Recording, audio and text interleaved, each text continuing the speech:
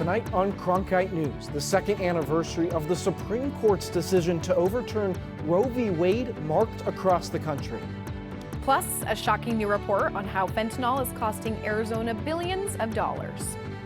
And another twist in the Coyotes saga, the auction for a plot of land in North Phoenix that could have housed a new stadium and entertainment district is canceled. Good evening and welcome to Cronkite News. I'm Jack Bartlett. And I'm Regan Gallo. Thank you so much for joining us. Phoenix is on the campaign trail today for Vice President Kamala Harris, touching down on the 2-year anniversary of the overturn of Roe v. Wade. Our state has been in the crosshairs of this debate ever since it adopted a near total ban of abortion when the federal law fell. As the vice president made her way to Arizona, state leaders like Attorney General Chris Mays and the Reproductive Freedom for All nonprofit took the opportunity to spell out the current issues surrounding abortion access in Arizona. The decision to have an abortion is a personal one, and it is not the role of your politicians to decide if and when you should get that.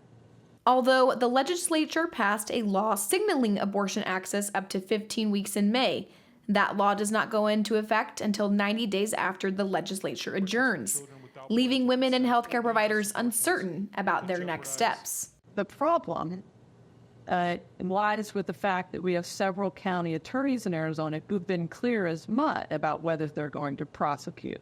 Rachel Mitchell, for instance, Maricopa County attorney, has never said clearly whether she will prosecute doctors or others under the 15-week ban or the 1864 ban. Attorney General Chris Mays noted the Yavapai County attorney also has not been clear, but Kathy Herod, president of the Center for Arizona Policy, sees it differently. No attorney general, no prosecutor should ever prejudge a case as a dereliction of duty. Supporters of abortion rights say Arizona's confusion is one reason why a federal law is needed. Today, our daughters know fewer rights than their grandmothers. This is a healthcare crisis. But Herod noted Democrats are using abortion rights as a scare tactic to send voters to the polls, when that's not what they're interested in. But Arizona voters are most concerned about border security and gas, rent, and groceries. And that's what Arizona voters are going to be voting on.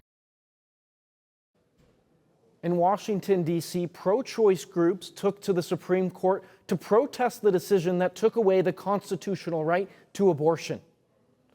The Supreme Court decision in 2022 reverberated around the country, forcing states like Arizona to decide for themselves if they want to make abortion legal. Outside the courthouse, there were shouts of anger, calling for the rights of women to choose, but for every pro-abortion sign, there was an anti-abortion sign as well, as counter-protesters made their voices heard. We were in Phoenix in January, organizing with the organizations that were there around the ballot initiative and inviting people to get involved, to get signatures for the ballot initiative, to register to vote, so they can also vote in that ballot initiative. And so the same thing in other states. There are a number of other states that also have abortion on the ballot this fall. If it gets enough signatures, Arizona voters will have the opportunity to vote on an abortion ballot initiative in November. The ballot initiative will ask voters if they want abortion to be legal up to until fetal viability or about the 24th week of pregnancy.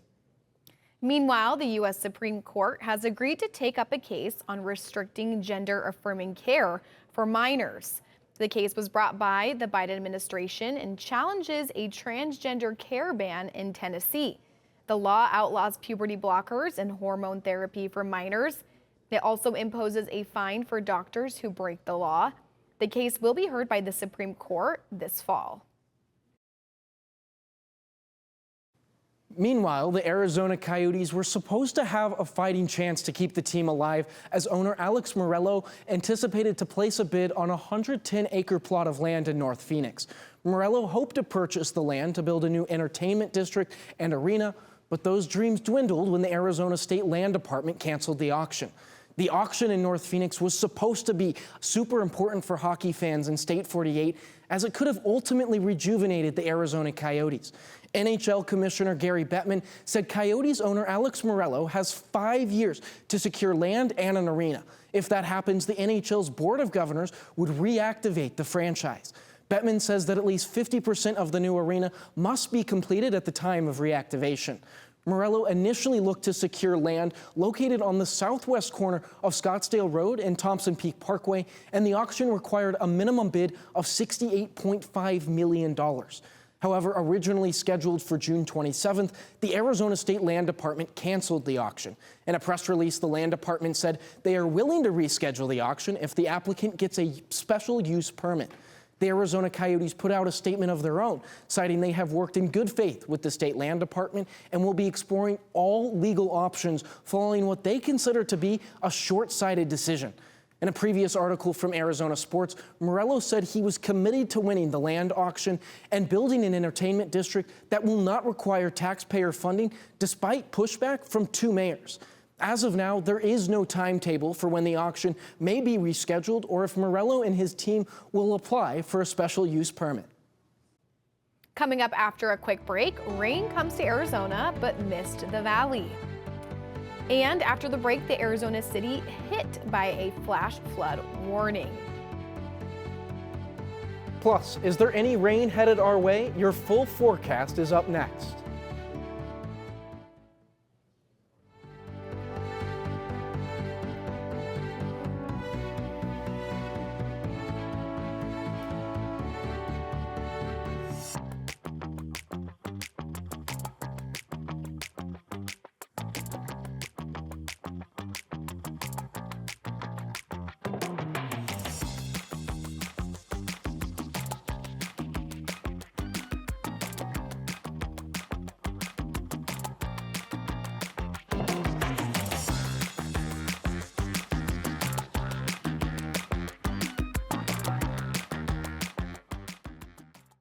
ASU's one and only student-run radio station, Blaze Radio, provides students with opportunities to cover a variety of topics. From music, this is Sun City Garage, to sports coverage, against the Brewers in his last outing, he went to news. The bill also gives parents the ability to sue. And entertainment updates. Blaze Radio offers a fun environment to gain valuable broadcast experience.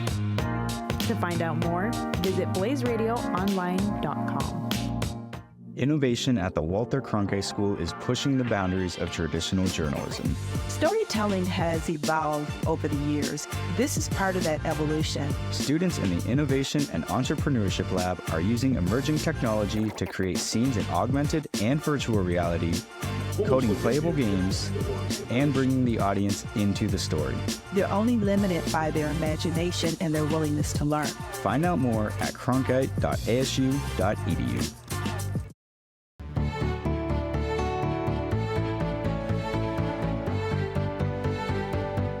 According to the Common Sense Institute of Arizona, the fentanyl crisis has cost Arizona $58 billion last year. This includes hospitals, law enforcement, and other public service costs. According to the study, fentanyl confiscations have doubled in the past decade. Nearly 7,000 pounds were confiscated in 2019, and today it has reached more than 28,000 pounds. The study also finds the amount of fentanyl seized last year could kill every Arizonan 14 times over. And a new study finds Phoenix is one of the dirtiest cities in the entire country. That's according to Lawn Starter's ranking of the dirtiest cities in America. They looked at 4 categories to come up with the rankings: air pollution, water quality, and resident dissatisfaction. And Phoenix comes in at number 6. San Bernardino, California, ranked as the dirtiest city in the country. Lynchburg, Virginia, came in as the cleanest.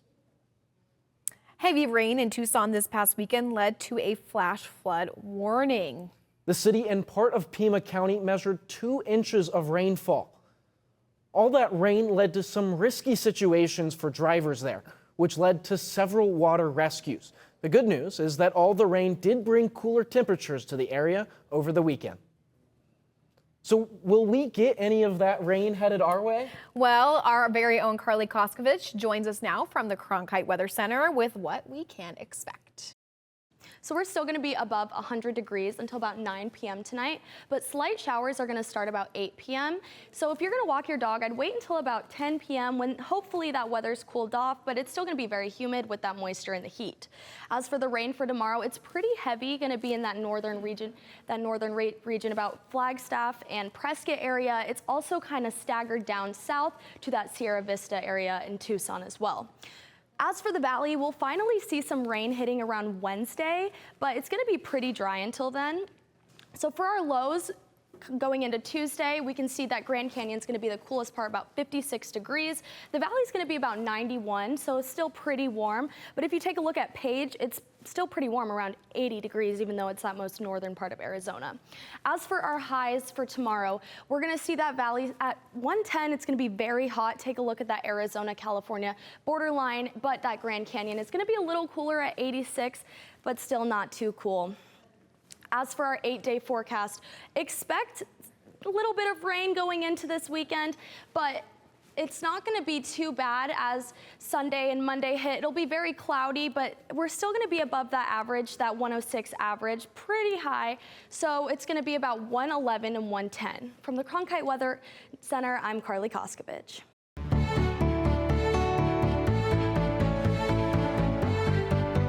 It's been very dry here in the valley, but that's not the case for our neighbors to the east, where flooding has forced folks to evacuate New Mexico. The National Weather Service issued a flash flood emergency over the weekend for parts of Las Vegas, New Mexico, which is near Santa Fe. Several inches of rain fell in a very short amount of time, prompting the evacuations. And a congregation in southwest Wisconsin is cleaning up after an apparent tornado destroyed their church. The severe weather struck on Saturday, leveling the church. More than 100 people turned out yesterday to pray amongst the rubble. After the service, they found fragments of stained glass and the steeple bell. And a new study finds the frequency and intensity of extreme wildfires is growing.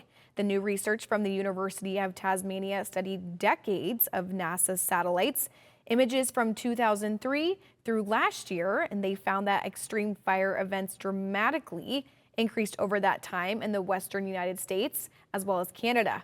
2023 was also the hottest year on record. A pet was given a home due to a baseball player. Arizona Diamondback pitcher adopts a new pet. The Arizona Animal Welfare League has partnered with the Diamondbacks to give them to the cats and dogs of Arizona.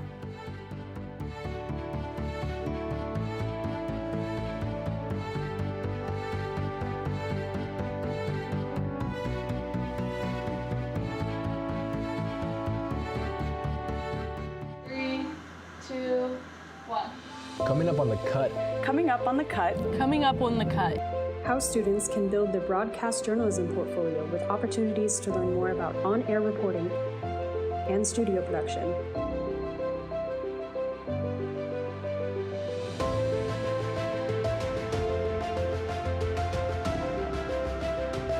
Be sure to follow us on Instagram at @thecut_network and on X @CutASU.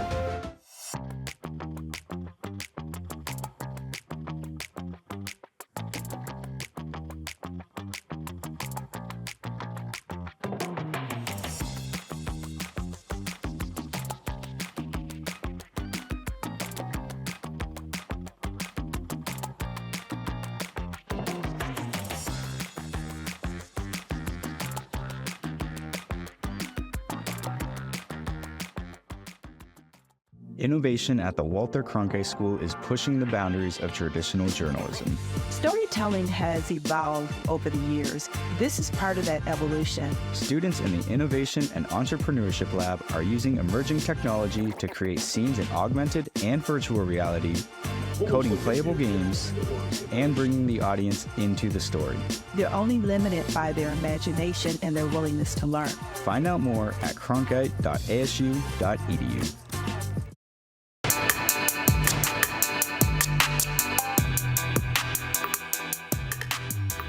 I'm Mark Radici-Moras with tonight's Cronkite Sports Report.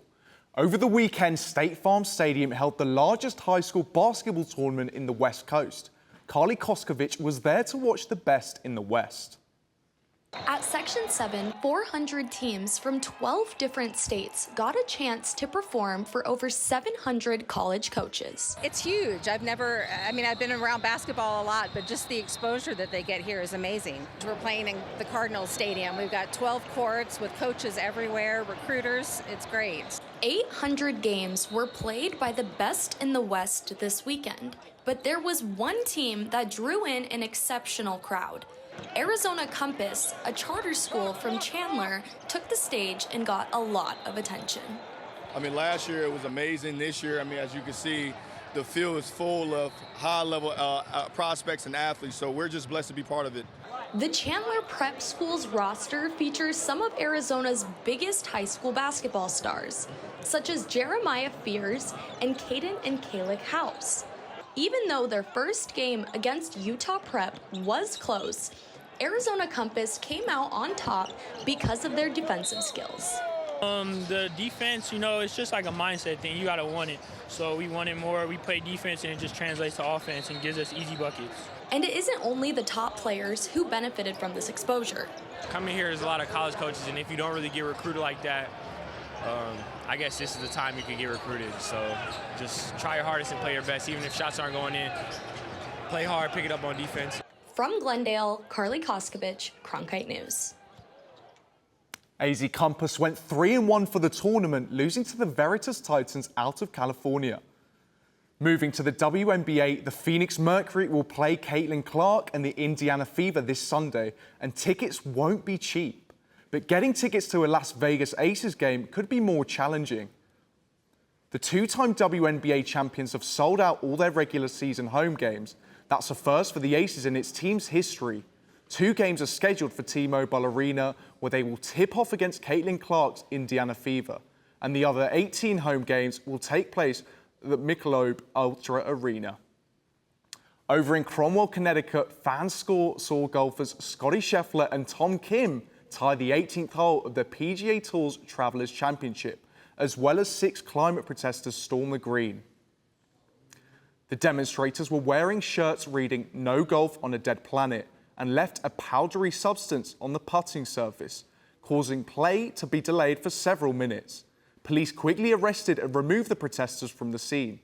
Each demonstrator was released on a bond of $5,000 and are due in court on July 1st. It's the end of an era for the Red Mountain High School softball program. A longtime coach retires and now one of his former students takes the reins. Cronkite News reporter Lucas Metzner has more on the changing of the guard. After 2 decades, the Red Mountain High School softball program will get a new leader. Highly accomplished Red Mountain softball coach Rich Hamilton is retiring after 18 years at the helm. I was rumored to have retired a few years ago, and that was hard for me because you want to leave the program better than you found it. And Hamilton has found his perfect successor in Red Mountain High School and Arizona State alum Brianna Maha Peterson, who's been Hamilton's assistant for the last 4 seasons. Her enthusiasm and her love for the game, her dedication to what we were doing here when she was a player, what she's going to do here as a coach is just going to be great. I can't wait to watch. We're super fortunate to have Rich for as long as we did. Even more fortunate, I think, to be able to transition to. The Mountain Lion and Sun Devil graduate is returning to where it all began, right here in the Valley. Coaching for the team she once played for is not to be taken lightly, but the 2014 Gatorade Player of the Year is ready. Playing for him for 4 years and then coaching with him the past 4 years, there's just so many life lessons and just things that I'm going to continue to take over with his legacy, to just the way that he handles the lineup, the way that he handles paperwork outside of this. There's the list goes on and on. There's a book that I could write about the things that he's taught me. There's a lot of coaches on our campus that are former alumni. I think we have 5 or 6 head coaches that used to play here, and that brings a special passion to those guys. I think they value that job a little bit differently than maybe just getting a head job. And so I think it means a little bit more. So I'm excited. Rich Hamilton's coaching tenure was one the Red Mountain community will never forget, but Hamilton is putting faith into the future of Mountain Lion softball. I'm able to walk away happy because I know she's going to do a good job and it's going to be great to watch. It's difficult to find a successor when Hamilton won 5 consecutive Arizona State championships. But it makes it even easier if the next coach was part of 4 of those championships. In Mesa, Lucas Metzner, Cronkite News. At the time of the 5 consecutive championships, Red Mountain had the record for consecutive championships. However, it was broken this year by South Point Catholic, whose streak dates back to 2018 with 6 straight AIA state championships. Dozens of homes welcomed a new furry friend thanks to Diamondbacks pitcher. A clarification to what we said earlier, the pitcher did not adopt the animal. Over the past 2 weekends, Diamondbacks pitcher Kevin Ginkel sponsored adoptions at the Arizona Animal Welfare League. Ginkel paid for 37 adoptions each weekend in honor of his jersey number. The Arizona Animal Welfare League has partnered with the D-backs in the past. For this event, pet lovers were able to adopt any cat or dog 6 months or older. President and CEO of the Animal Welfare League, Alessandra Navidad, says that this partnership is critical in finding new homes for animals. We've seen a decrease particularly in dog adoptions, as a lot of people still, are struggling financially, and so this partnership really helps us find homes for these loving animals, and then it helps to, it helps support the community because we're able to, find more homes for pets, but it also then clears space in the shelter for us to save more lives. 26 pets were adopted in the first weekend of the Arizona Animal Welfare League under the partnership with the Diamondbacks. That's it for tonight's Cronkite Sports Report. I'm Marco Radice-Moraz. Now back to Jack and Regan. Stay tuned to see another animal, maybe not a dog, but a cute cub that was recently adopted. And how the little one's move is going so far. This little cub is adjusting to life in a new zoo with new brothers, new sisters, and a new mom.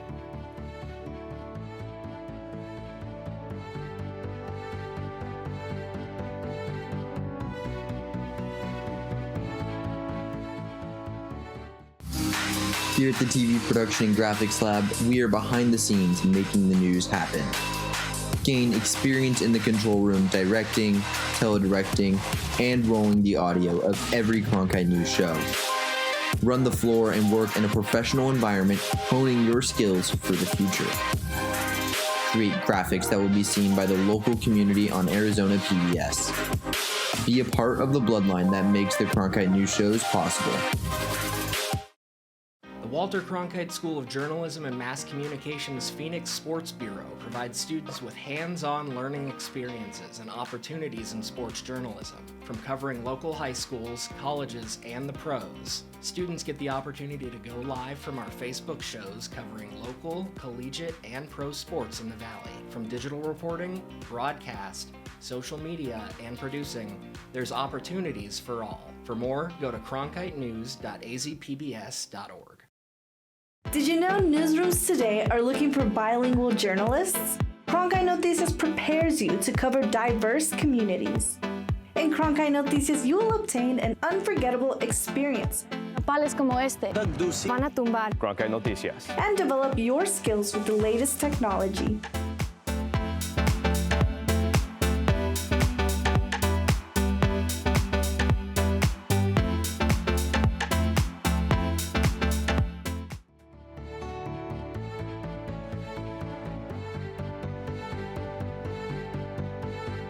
Welcome back. We're taking a look at Old Main on the campus of Arizona State University. If you've been outside at all, you know it's been pretty muggy and also very warm. Expect the hot temperatures to stick around all week, with high temperatures hovering around 110 degrees. NASA has canceled a spacewalk that was planned for Monday. That's because there was a water leak inside the cooling unit for one of the astronauts' spacesuits. The walk was called off just as they were about to exit the International Space Station. The astronauts had planned to conduct the spacewalk to fix a broken communications antenna. There was no danger to the crew. NASA hopes to try again next month. Meanwhile, a family in Florida is suing NASA after space junk crashed into their house. NASA has confirmed that the object was from the International Space Station. The family says the object caused damage to their home and caused them emotional and mental stress. They are reportedly seeking $80,000 in damage. And a famous sculpture in Chicago is back open to the public. The Bean sculpture had been closed for nearly a year while the surrounding plaza underwent renovations. But it reopened to the public on Sunday, so now everyone can get a closer look at the famous sculpture officially known as Cloud Gate.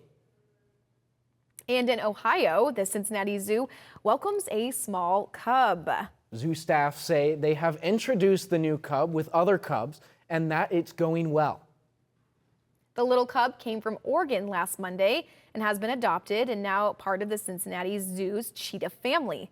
Staff says the mother of the other cubs is named Etosha and is exhibiting healthy maternal behaviors towards the cub. The new cub has not yet been named. Well, that's it for tonight for this edition of Cronkite News. I'm Regan Gallo. And I'm Jack Bartlett. Thank you so much for joining us. And to see top stories, Arizona stories anytime, log on to cronkitenews.azpbs.org.